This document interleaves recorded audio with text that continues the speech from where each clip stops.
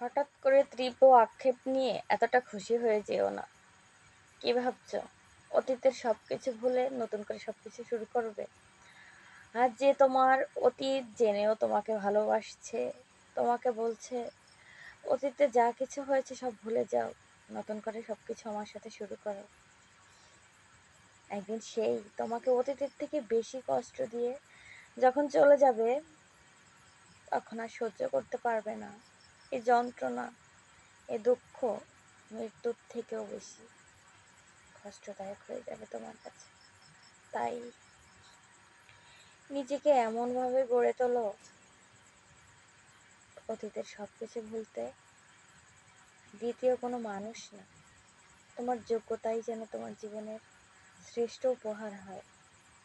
আর সেটার জন্যই পরিশ্রম করো। পরিশ্রম